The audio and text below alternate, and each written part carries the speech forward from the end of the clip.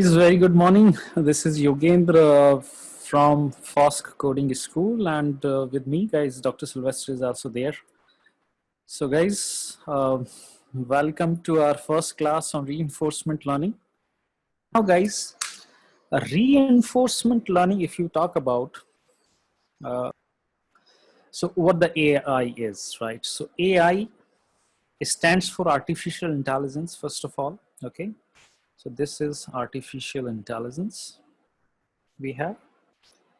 And when you talk about AI, so any machine, right? And when I say machine, machine is like a software system or a hardware system or a combination of both. A system or a machine that can behave like human, right? That can behave like human. So that can behave like human is a AI machine, okay? But as a human, guys, as a human, we take hundreds of decisions, right? We take hundreds of actions from morning to the night, right?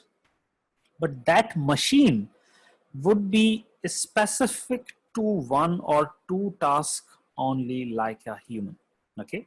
वो जो machine है वो सारे काम नहीं कर सकती as a human, because as a human हम सुबह से लेकर के शाम तक सैकड़ों काम ऐसे करते हैं.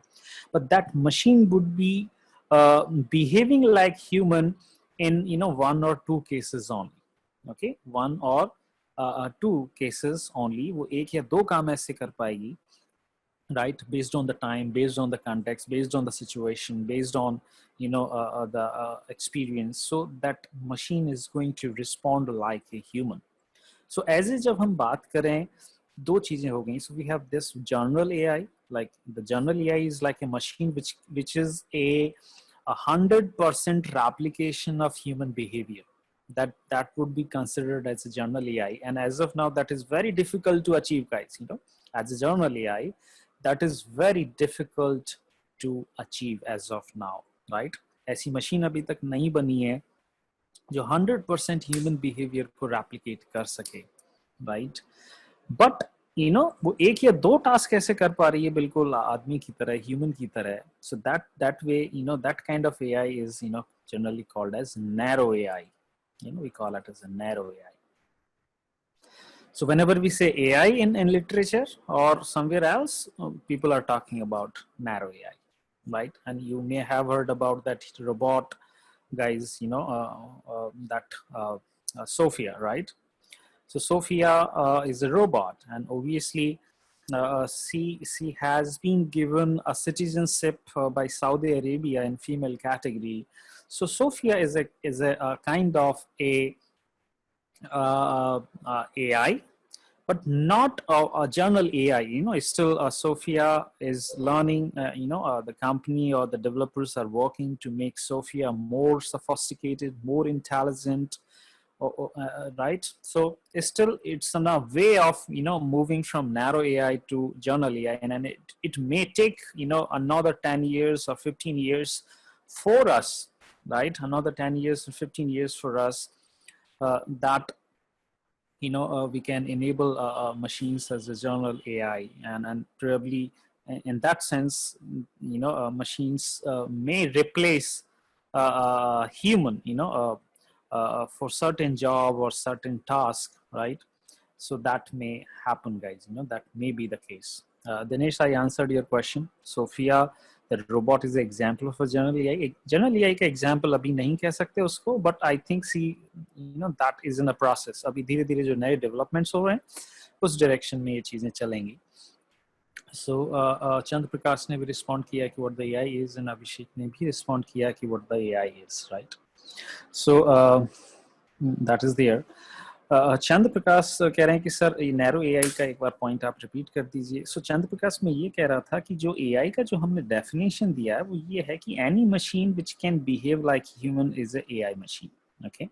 But as a AI, as a human, हम तो सुबह से शाम तक सैकड़ों ही काम ऐसे करते हैं, पर वो जो मशीन जो बनाई गई है वो सारे के सारे काम एज ए ह्यूमन नहीं कर सकती. वो इक्के दुक्के काम ही ऐसे कर सकती है जिसमें बिल्कुल ह्यूमन बिहेवियर कॉपी हो रहा हो, मिमिक हो रहा हो.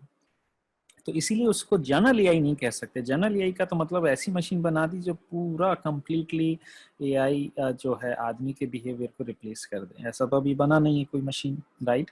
इसीलिए जो इक्के दुक्के काम जैसे रोबोट हो गया जो कि किसी फैक्ट्री में काम कर रहा है, तो वो नैरो एआई का एग्जाम्पल है, क्योंकि वो एक या दो काम ही ऐसे कर सकता है। फैक्ट्री से बाहर उसकी कोई यूटिलिटी नहीं है, उसको डिजाइन ही फैक्ट्री के हिसाब से किया गया, राइट। या फिर कोई रोबोट है जो बैंक में जाते हो तुम ऑफिस, बैंक ऑफिस में, तो वहाँ पे कुछ लोगों की हेल्प कर रहा होगा, या हॉस्पिटल के लिए कोई बना दिया गया ऐसा मशीन, या कुछ और हो गया, या कोई चैटबॉट बना दी है, राइट, जो लोगों के सवालों के जवाब दे सकती है। तो इस तरीके की चीज़ों को नैरो एआई कहते हैं। जनरल एआई अभी दूर की चीज़ है, और हो सकता है उसमें अभी आने वाले 10-15 साल उसमें लग जाएं, जिससे कि उस चीज को कहेंगे। Yes Dinesh, you are right. So इस तरीके की चीज है। Chandra Prakash, is that clear now?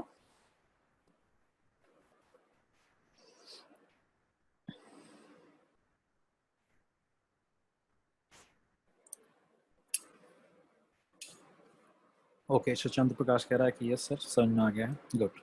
तो ये चीज हुई। अगर हम बात करें कि अब एआई को अचीव कैसे करेंगे, how to achieve AI. So guys, to achieve AI, right, to achieve AI you use a method that is known as machine learning. So machine learning एक वो रास्ता है, एक तरीका है जिसके थ्रू आप क्या कर सकते हो, you can make your machine as a AI machine. Okay, now when you are using machine learning, और machine learning में तुमने एक कंप्यूटर का एक स्पेसिफिक मॉडल यूज किया कंप्यूटेशन को परफॉर्म करने के लिए, डेटा को प्रोसेस करने के लिए। So if you are using neural networks, right?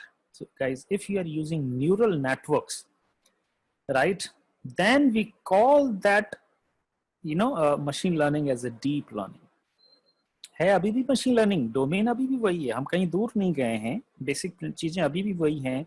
The only change that has happened now, that now we are using neural networks, right, to train the model, to process the data, right. So जहां पर neural network use होने लग जाता है data को process करने के लिए, उस केस में हम उसको कहने लग जाते हैं deep learning.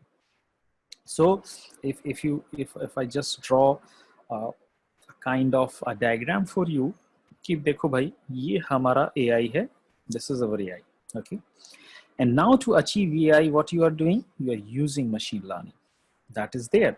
But now a specific section of the ML where you are using neural network, I will mark it as NN, right? So if you're using neural network, then we call this, this one as deep learning. Okay, and now when we want to take a decision, जब हमें ये decision लेना हो कि सब ये problem है वो एक normal ML से ही हो जाएगी या फिर मुझे न्यूरल नेटवर्क यूज करना पड़ेगा, तो उस कॉन्सेप्ट को समझो कि व्हेन वी से एमएल, राइट, जब हम एमएल की बात करते हैं तो एमएल में क्या है। So when you say ML, right, ML has basically two sub types, एक जिसको हम लोग कहते हैं supervised machine learning, right, supervised machine learning, और दूसरा हम जिसको कहेंगे unsupervised machine learning, right. In case of supervised machine learning guys, यहाँ पे भी फिर से दो चीजें होती हैं जिसको हम लोग, एक को कहते हैं रिग्रेशन और एक को कहते हैं क्लासिफिकेशन, राइट। सो रिग्रेशन के केस में what you have to predict, you have to predict a number, you have to predict a continuous value कि सैलरी क्या होगी, हाइट क्या होगी, मूवी का कलेक्शन रेवेन्यू कितना होगा, राइट। ये सब चीजों की जब हम बात करेंगे, so they all belong to this problem domain, that is all regression. Okay, can you predict the score of a team, right, वो सब चीजें, एक नंबर जहां पे हम प्रिडिक्ट कर रहे हैं, that is called as regression. And to perform regression, आप चाहें तो लीनियर रिग्रेशन करके एक एल्गोरिथम आती है, उसको यूज कर लीजिए, राइट। आप चाहें तो डिसीजन ट्री करके एक एल्गोरिथम आती है, उसको यूज कर लीजिए। आप चाहें तो जो है रैंडम फॉरेस्ट को यूज कर लीजिए, वो भी एक एल्गोरिथम है रिग्रेशन को परफॉर्म करने के लिए। आप चाहें तो सपोर्ट वेक्टर रिग्रेशन को यूज कर लीजिए। ये कुछ एग्जांपल्स हैं, इसके अलावा भी एल्गोरिथम होती हैं, ऐसा नहीं है, बट ये कुछ पॉपुलर एल्गोरिथम हैं जो यूज होती हैं, जिसमें हम उनको यूज कर सकते हैं to perform our regression. Okay, in case of the classification, so guys, मैं कहाँ पे हूँ अभी? I'm into ML में supervised machine learning, and then we are into a classification. In case of a classification, guys, you do not predict a number, you predict a category, you predict a class. जैसे बच्चे का placement होगा या नहीं होगा, ये classification problem है। नेताजी चुनाव जीतेंगे या नहीं जीतेंगे, हारेंगे, ये क्लासिफिकेशन प्रॉब्लम है, राइट। ट्रेन टाइम पे आएगी या नहीं आएगी, अगेन है क्लासिफिकेशन। तो यहाँ पे हम एक नंबर नहीं प्रेडिक्ट कर रहे हैं, हम यहाँ पे प्रेडिक्ट कर रहे हैं कि भाई क्या कैटेगरी होगी, क्या क्लास होगी, राइट। कौन सा डिवीजन आएगा, first second division third division, तो फर्स्ट एक क्लास है, सेकंड डिवीजन अपने आप में क्लास है, थर्ड डिवीजन भी एक क्लास है, राइट। तो ये सब चीजें क्लासिफिकेशन है। कोई इमेज दिखाई जाए, उस इमेज में हमें ये बताना है कि कैट की इमेज है या डॉग की इमेज है, ये सभी एग्जाम्पल क्लासिफिकेशन से रिलेटेड हैं। और क्लासिफिकेशन को परफॉर्म करने के लिए भी आपके पास बहुत सारी एल्गोरिथम हो सकती हैं, जैसे कि सबसे पॉपुलर कुछ नाम मैं बताऊं, so logistic regression is there, right. Regression नाम है लेकिन ये क्लासिफिकेशन के लिए यूज होता है। वैसे ही support vector machine SVM, right, एक एल्गोरिथम आती है जिसके थ्रू क्लासिफिकेशन किया जा सकता है। नेवेज, ओके, एक एल्गोरिथम है जिसके थ्रू क्लासिफिकेशन किया जा सकता है। आपके KNN, के नियरेस्ट नेबर, ऐसे बहुत सारी एल्गोरिथम है। Even decision tree and random forest यहाँ पे भी काम में आती हैं। वैसे यहाँ पे भी लिखी हुई है, आप देख सकते हैं, decision tree and random forest are written here as well, but decision tree and random forest are kind of algorithm which can be used for classification purpose as well. Okay, so either way they can be used, and depending on the data or depending on the level, maybe you can use them as a regression tool, or maybe you can use them as a classification tool as well. Okay, so ये चीजें तो supervise machine learning का हिस्सा हुई। और supervise machine learning में भी हमारे पास दो तरीके हो गए, रिग्रेशन और क्लासिफिकेशन, ठीक है। जब हम बात करते हैं अनसुपरवाइज मशीन लर्निंग की, तो अनसुपरवाइज मशीन लर्निंग के भी दो हिस्से होते हैं। एक हिस्सा कहलाता है क्लस्टरिंग और दूसरा टाइप कहलाता है association. Okay, in case of clustering guys, हम क्या करते हैं, डेटा को ग्रुप्स में डिवाइड करते हैं, और जो ग्रुप बनता है वो एक सिमिलर प्रॉपर्टीज एग्जिबिट करता है, राइट। एक जो ग्रुप है उसमें जितने भी लोग होंगे, जितने भी डेटा पॉइंट्स होंगे, राइट, वो सभी एक जैसी प्रॉपर्टी एग्जिबिट करेंगे, और इनकी प्रॉपर्टी इस दूसरे ग्रुप से डिफरेंट होगी, राइट। सो ये वाले जो लोग हैं वो एक जैसी प्रॉपर्टी में एग्जिबिट करेंगे, ये अलग हैं, ये अलग हैं, ये अलग हैं। सो जितने भी यहाँ पे मेंबर्स हैं इस ग्रुप में, इस ग्रुप को बेसिकली क्लस्टर कहते हैं, we call it as a cluster, this is called as cluster, right. So एक तो ये क्लस्टरिंग है, एंड द बेस्ट एल्गो जो यहाँ पे यूज होती है टू परफॉर्म क्लस्टरिंग इज के मीन्स। गाइस, के मीन्स एक एल्गोरिथम है जिसको हम लोग क्लस्टरिंग के लिए यूज करते हैं, और भी एल्गोरिथम होती हैं, बट अभी के लिए फिलहाल के means is enough. And then in case of association, guys, association generally आप उसको एक example के through समझ सकते हैं. You can understand it through example. You use Amazon, right? Amazon use करते हो, Flipkart use करते हो, YouTube use करते हो, तो right side में suggestions आते हैं ना कि आप ये भी ले सकते हो, ये भी खरीद लो, वो भी खरीद लो. So those kind of suggestions which are coming, is a kind of example of association. और जनरली एसोसिएशन क्यों बोल रहे हैं, बिकॉज ये रिकमेंडेशन किस पे डिपेंडेंट होते हैं कि आप क्या खरीद रहे हो, पास्ट में आपने क्या खरीदा है, किस साइज का मतलब कितने पैसे में खरीदा है, क्या करना है, ये सब चीज़ों के बेस पर ही वो आपका एक रिकमेंडेशन लिस्ट तैयार करते हैं। तो इन चीज़ों का डेफिनेटली एसोसिएशन है, आपने अभी तक का क्या पास्ट में किया है, how is your behaviour, so उन सब चीज़ों को देखते हुए, so that is called as association. ये कहानी है हमारी machine learning के बारे में। And guys, what happens when your data becomes large in volume, right? Data becomes large.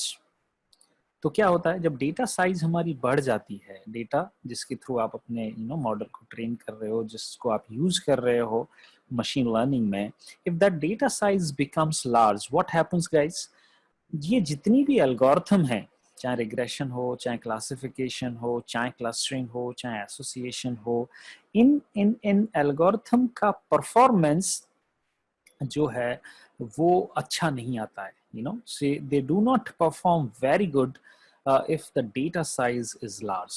So generally, you know, if I draw a kind of a graph, so जहाँ पे मैं ये बात करूँ कि भाई on the x-axis I will talk about the data size, कि मेरे डेटा का साइज क्या है, राइट?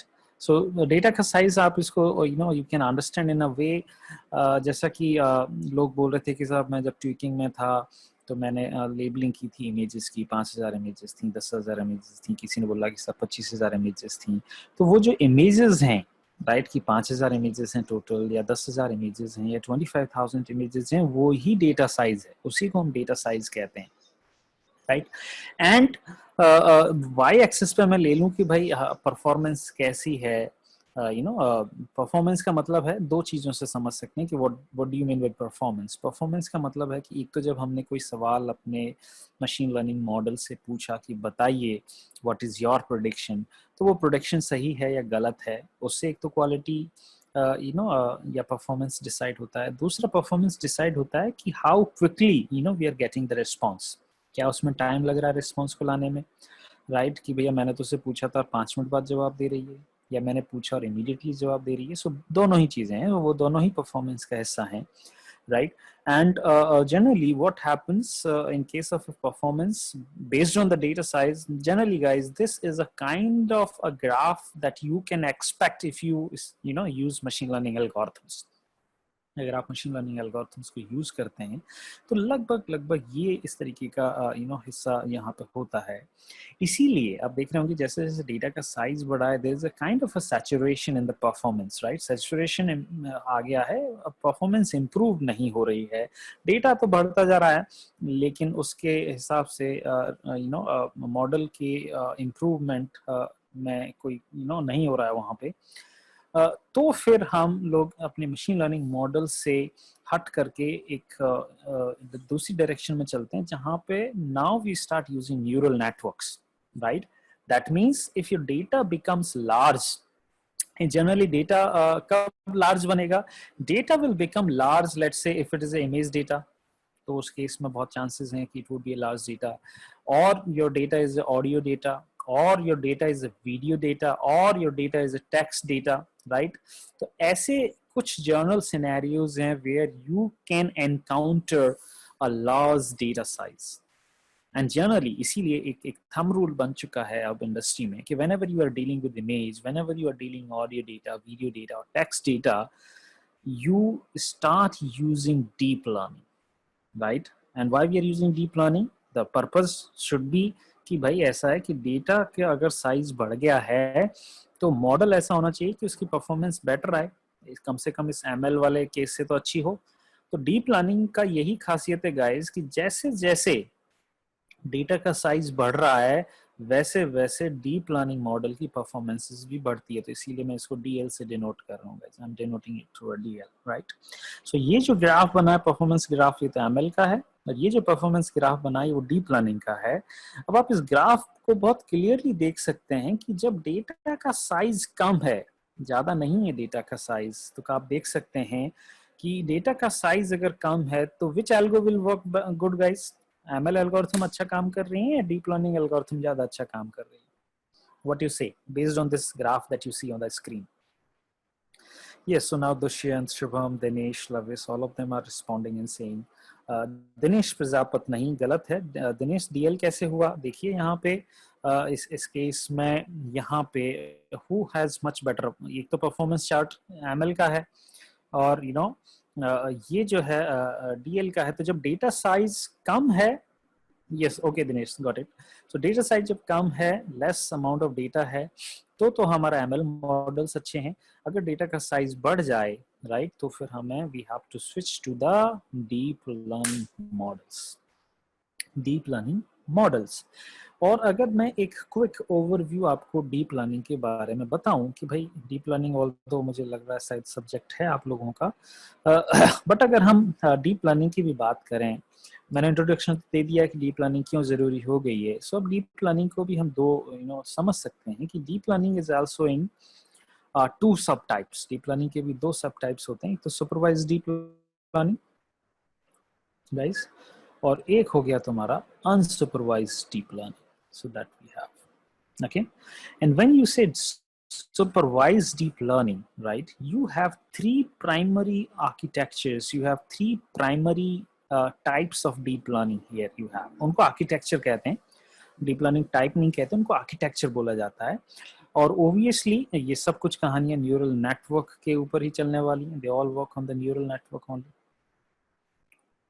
सो डीप लर्निंग में सबसे स्टार्ट जब होता है, सो सबसे पहले न्यूरल नेटवर्क के बारे में ही सबसे पहले बताया जाता है कि what the neural networks are. Neural network एक लेयर्ड आर्किटेक्चर है. लेयर्ड आर्किटेक्चर का मतलब इस तरीके से, ये पहली लेयर है, ये दूसरी लेयर है, ये तीसरी लेयर है, ये चौथी लेयर है. तो होता क्या है कि इधर से डेटा पुश होता है, यहाँ से हम डेटा देते हैं, ये लेयर कुछ डेटा पर प्रोसेसिंग करती है, फिर उसका आउटपुट नेक्स्ट लेयर में जाता है, फिर इस पर कुछ प्रोसेसिंग होती है, फिर इसका आउटपुट नेक्स्ट लेयर में जाता है, फिर ऐसे, एंड फाइनली लास्ट लेयर में जाकर के हमें प्रेडिक्शन से आउटपुट मिलते हैं, राइट. सो ये इस तरीके का मॉडल है. ये जो सबसे पहली लेयर होती है इसको इनपुट लेयर कहते हैं, जो सबसे लास्ट वाली लेयर होती है उनको हम लोग आउटपुट लेयर कहते हैं, और ये जो बीच वाली लेयर है, एक या एक से ज़्यादा या कई बार 10-20-100 तक भी चली जाती हैं, इन सभी लेयर्स का नाम रहता है hidden layer. We call them as hidden layer. So deep learning वाला जब तुम्हारा अलग सब्जेक्ट होगा तो उसमें ये सब चीज़ें आएंगी, बट मैं यहाँ पे बता रहा था कि when you start with the deep learning, you start with understanding neural networks first, that how they are working and how they can be used for your deep learning projects. So now guys, in deep learning, you have three basic architectures which are very important.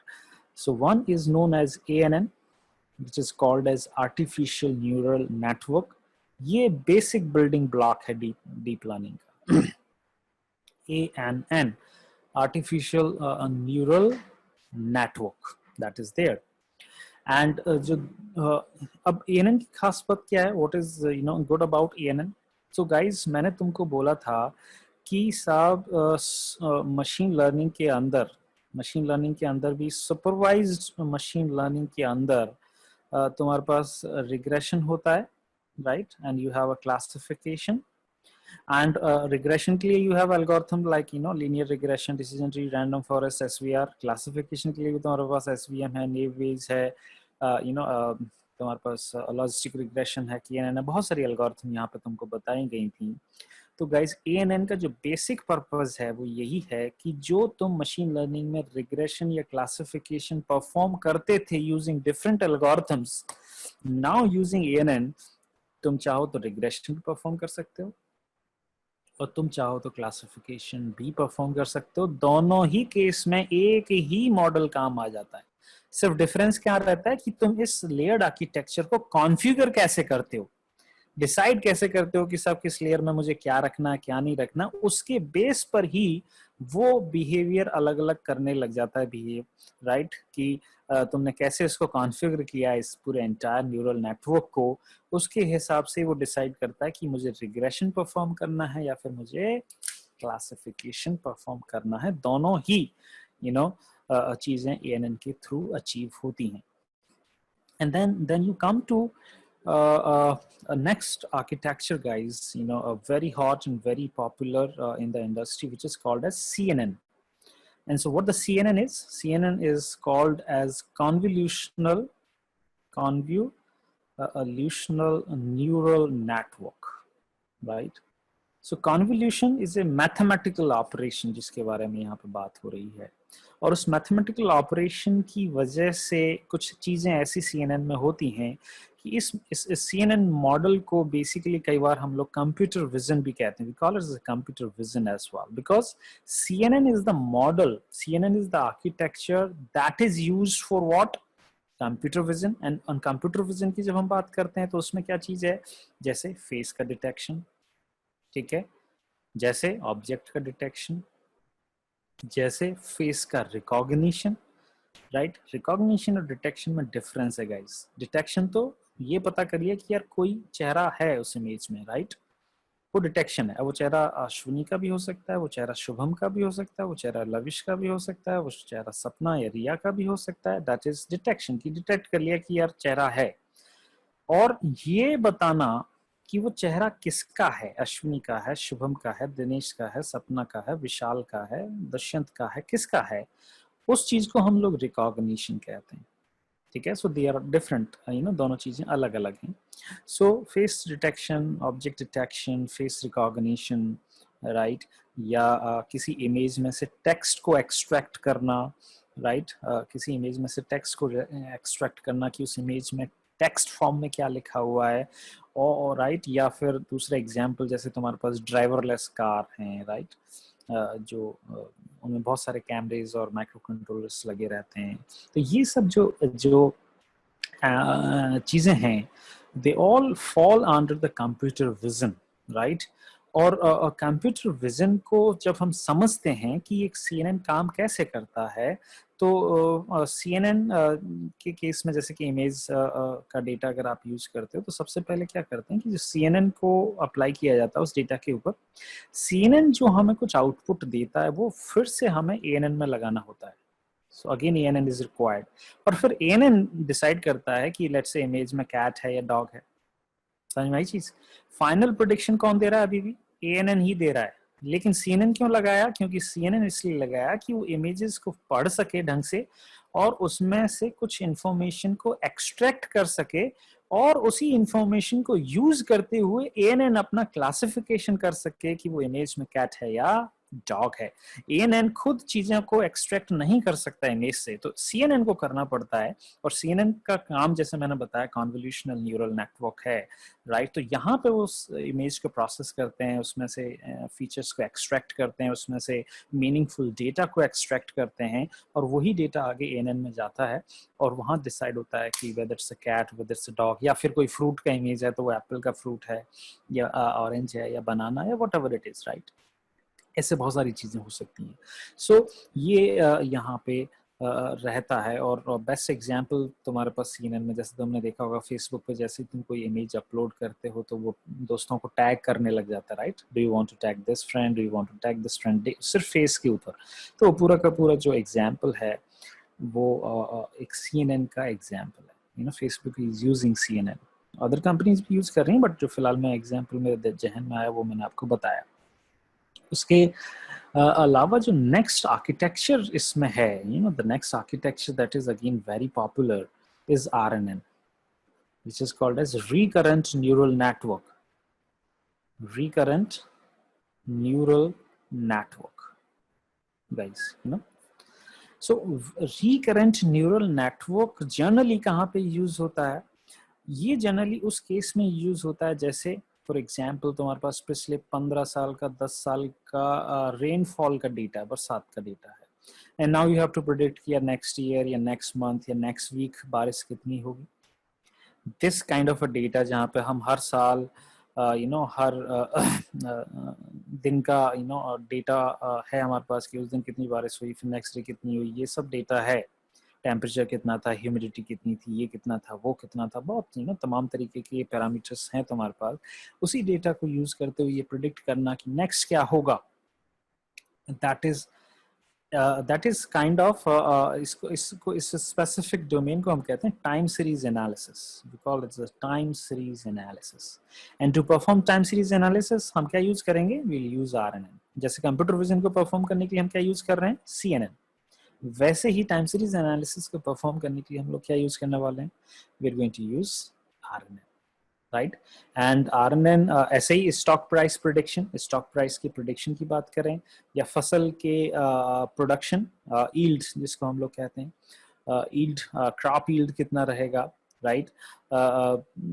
May be GDP, विशाल का कहना है कि sir क्या GDP भी किया जा सकता है? May be GDP, but generally होता क्या है, GDP हो गई या फिर कुछ और चीजें होती हैं, sometimes they also depend on external factors as well, guys.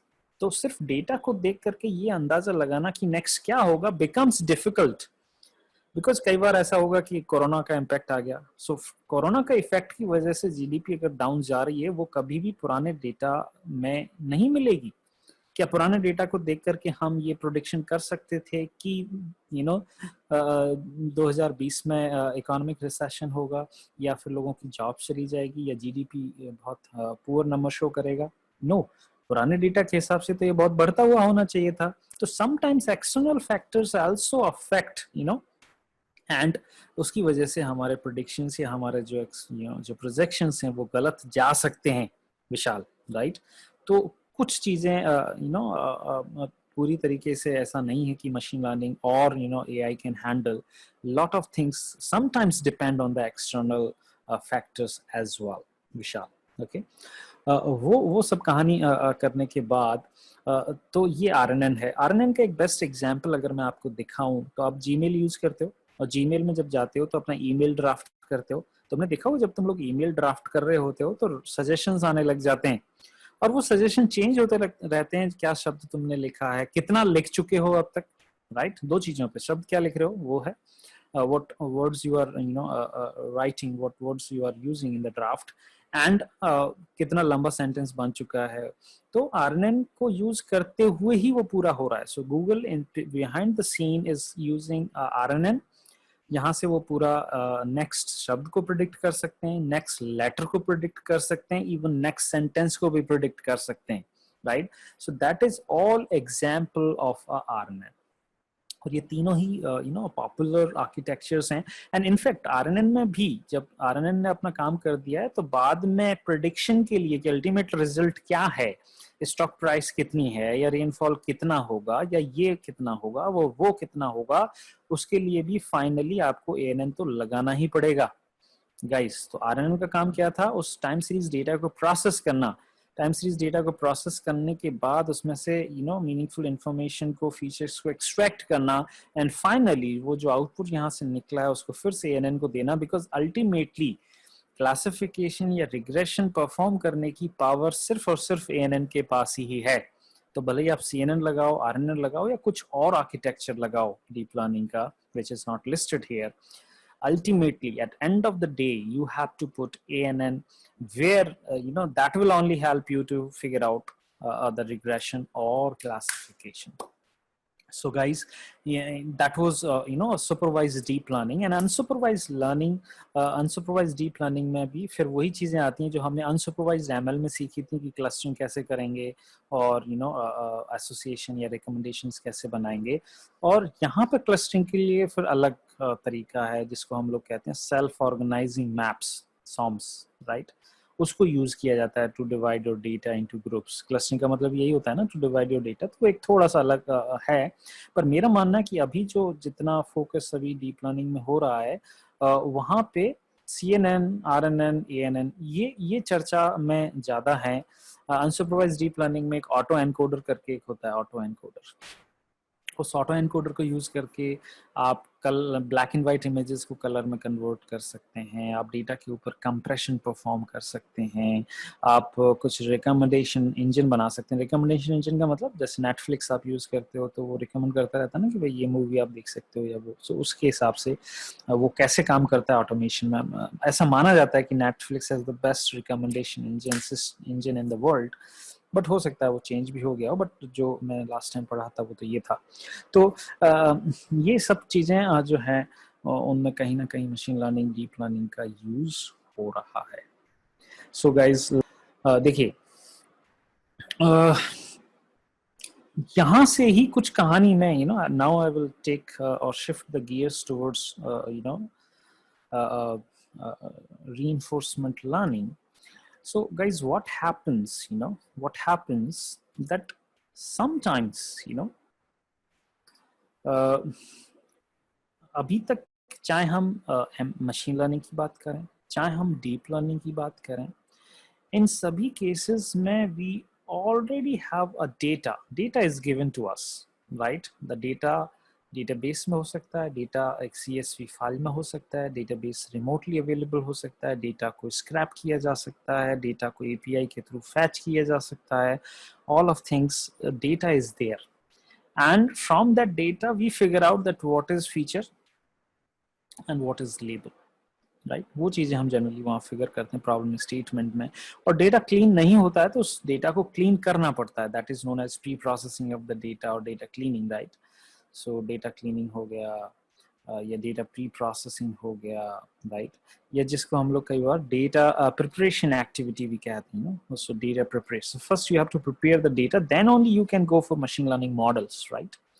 And so ये सब चीज़ें वहाँ पे करनी पड़ती हैं, और सबसे बड़ा जो जो जो लर्निंग तुम लोगों का होना चाहिए वो ये है कि किसी भी प्रोजेक्ट में, चाहे वो एआई का कोई भी प्रोजेक्ट हो, मशीन लर्निंग या डीप लर्निंग से related, guys, 80% of the time goes into these activities only, right, where we have to understand the data, where we have to collect the data, where we have to pre-process the data, where we have to clean the data and everything, right, वो हमें यहाँ पे करता है। then the 20% part is about like कौन सा algo लगाएंगे, कैसे prediction लेके आएंगे, कैसे train करेंगे, all those things happen, that is only 20%.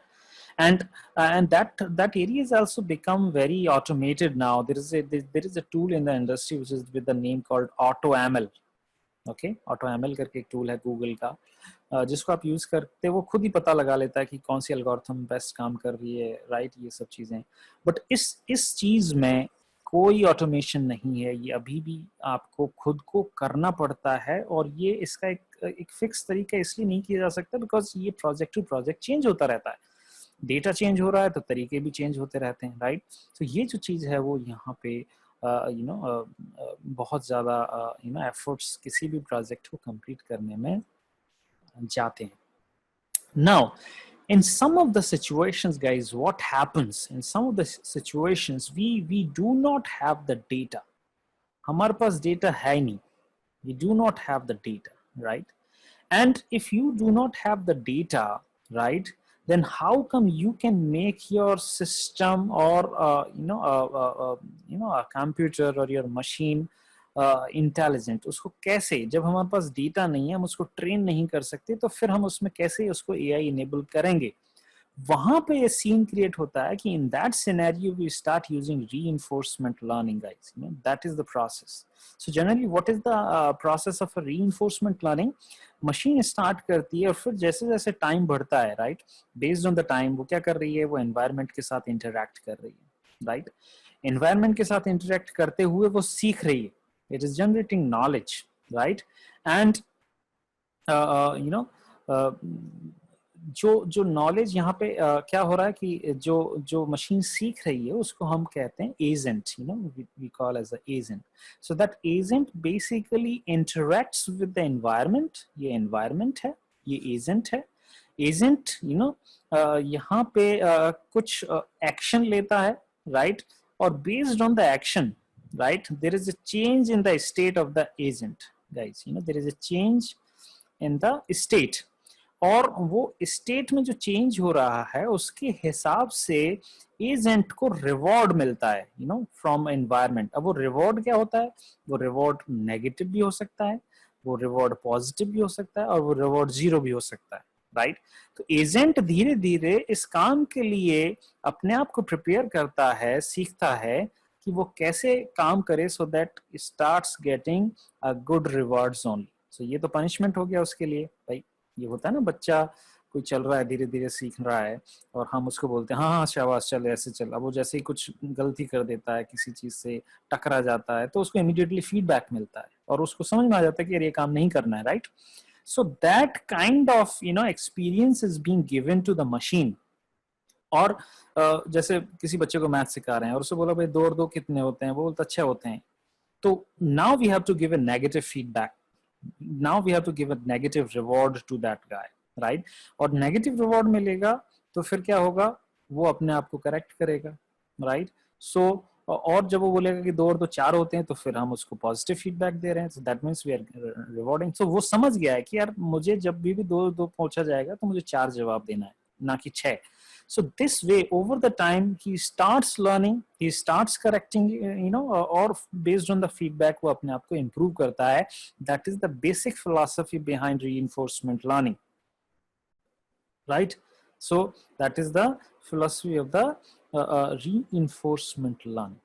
Reinforcement learning वाला डिजाइन किया गया है, और सबसे एक तरह से ये डीप लर्निंग से भी नेक्स्ट एडवांस लेवल की चीज है, राइट, और बहुत यूज़ हो रहा है आजकल इसको। हम लोग आगे आने वाले क्लास में इन चीज़ों को डिस्कस करेंगे कि रीइंफोर्समेंट लर्निंग कहाँ पे यूज़ हो रही है। जो टूल, जो टेक्नोलॉजी हम यूज़ करने वाले हैं रीइंफोर्समेंट लर्निंग की क्लासेस में guys, will try to keep it practical. Theory से बहुत कम लेना देना होगा। Will would be writing code in Python, so Python would be obviously used.